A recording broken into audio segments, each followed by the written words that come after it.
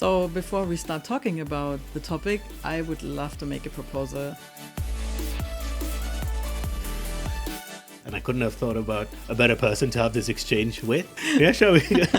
Cut. In this episode of Talk Agile to Me, we look at agility beyond IT and why it matters for retail organizations.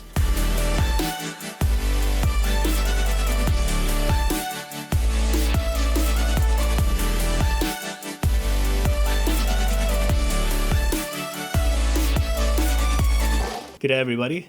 My name is Karthik. I'm one of the Agile coaches working here at Aldi DX. I've been here for about 2.5 years now, and I work in the Aldi Data Analytics unit. Today, we're here to talk about Agile beyond IT, what it means to work Agile in a retail organization.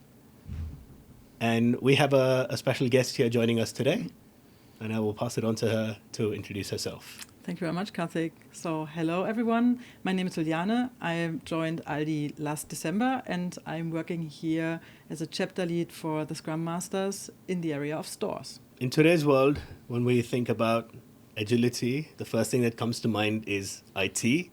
But I think you and I have been long enough in this journey to know that it's more than just IT. It's more than just software delivery.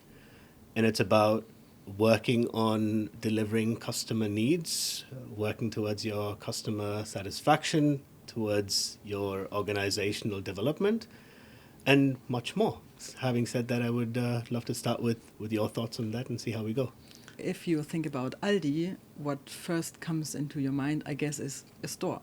Yeah. And what is the store about? It's about the people who go there and who are buying things for their needs every day.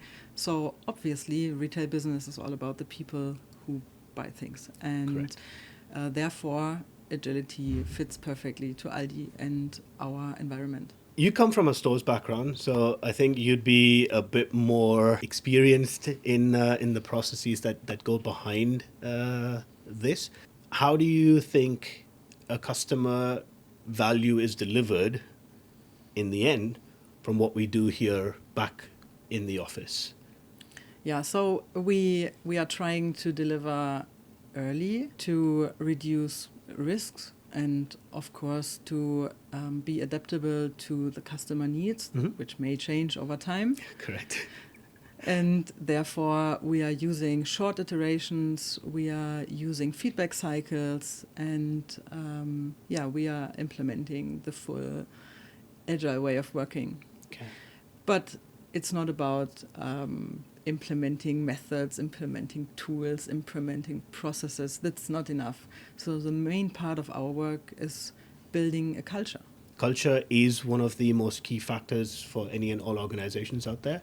So having the right culture will enable you to work towards the right goal. Yeah, and to build the basis for people coming up with ideas. Correct. For a great collaboration. And experimentation. Yeah, That is what key, we need. I would say. Yeah, absolutely. And now we're going to talk about the topic of from doing Agile to being Agile and what that means for organizations. I would love to hear your opinion on what risks do you think this could bring and where the role of having the right mindset and the right culture would fit into this. Yeah, first of all, Karthik, I want to say that you mentioned a very important topic, and I think you already addressed one of our main challenges, which is bringing agility to life. So Correct. This is what we are working on every day, and this is so important. You were talking about risk, and one main risk is that we are not able to catch up with the customer demands, and that we are not able to satisfy them. And to reduce this risk, we need to be more adaptive. We need to be quicker. Correct. And that's why the short feedback cycles that we have in our agile ways of working are crucial to reduce or at least to tackle this risk. And the second part of that question is culture. I'd love to hear your opinion on how important do you think having the right culture in place for this? Yeah, I think it's very important, and we already mentioned some pieces around Correct. building the right culture.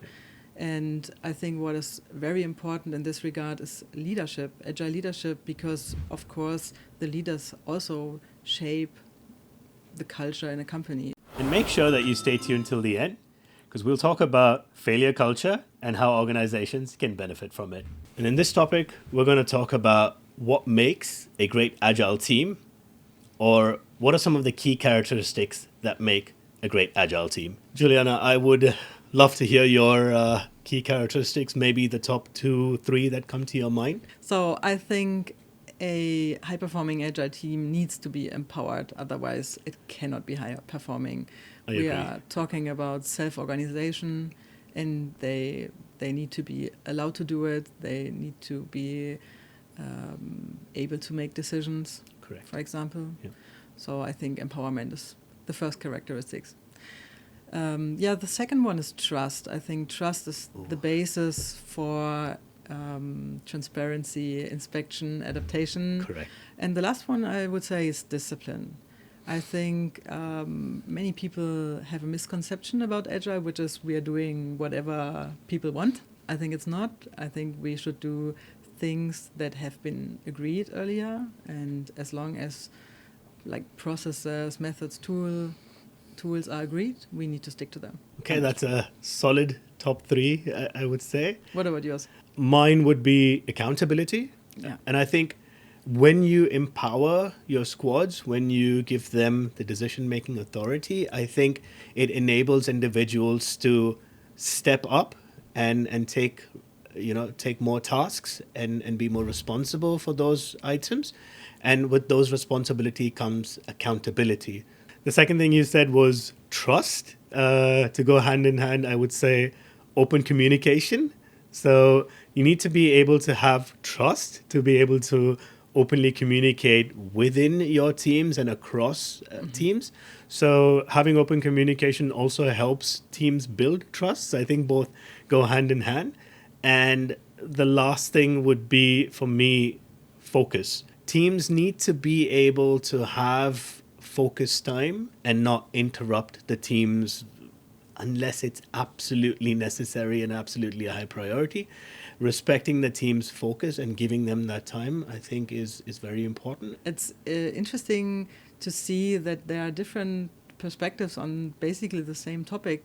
And now we're going to talk about agile leadership and why there is a need to shift the leadership style. Now, when we think about agile leadership, one of the key things that comes to my mind is how different traditional leadership was a few years ago compared to what the expectations are of an agile leader in today's organizations, and why a one-size-fits-all approach would not work. I think basically that everybody can be somehow an agile leader who is able to adapt to change, not only in the environment, but Correct. also regarding their own position. Correct.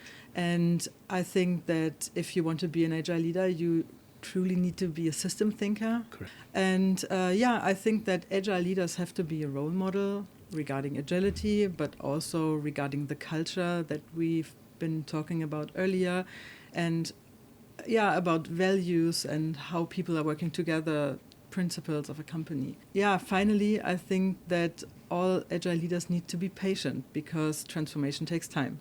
I think I completely agree with what you've said. To me, how I would define leadership is, having the courage to lead, to inspire, to provide vision and support, but also to be able to influence people, to spark a change and, organically, and, be able to be relatable to the people that you work with. That to me is leadership. I would say it's influence over authority any given day. And in this next topic, we're going to talk about failure culture and how we can learn from our mistakes. As agile coaches, I think having failure culture is very important. To me personally, I think it is very important. Retrospectives are one of the ceremonies that I enjoy facilitating the most as part of my role. And it is an avenue where it gives individuals the opportunity to explore their mistakes, their failures, and an opportunity for them to learn from those failures and try and do better in the next iteration. What are your thoughts about it?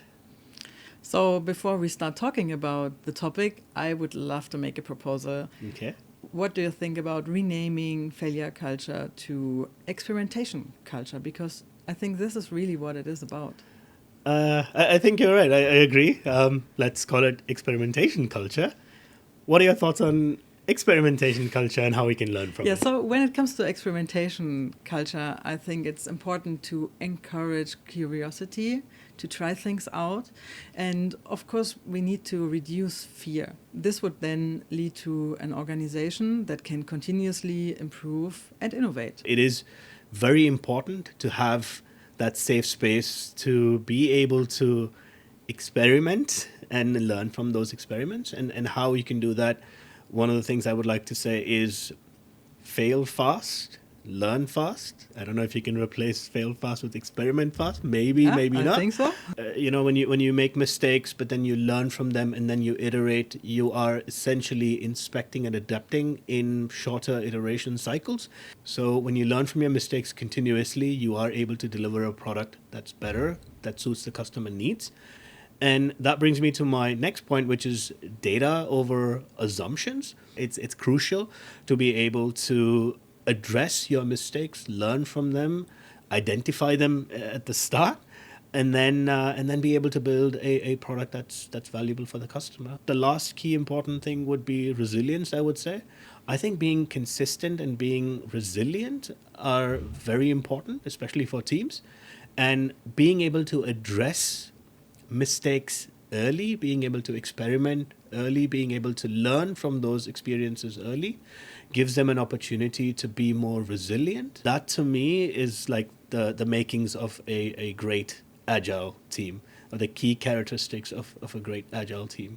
Thank you. It was a pleasure talking to you and exchanging ideas, and I look forward to maybe having another conversation with Likewise. you at some point. That would be great. Thank you. Thank you. Agile is a continuous journey, and so is Talk Agile to me. So if you're passionate about agility or just curious to get started, make sure that you subscribe to our channel so you get all the latest updates about agility and you can stay tuned.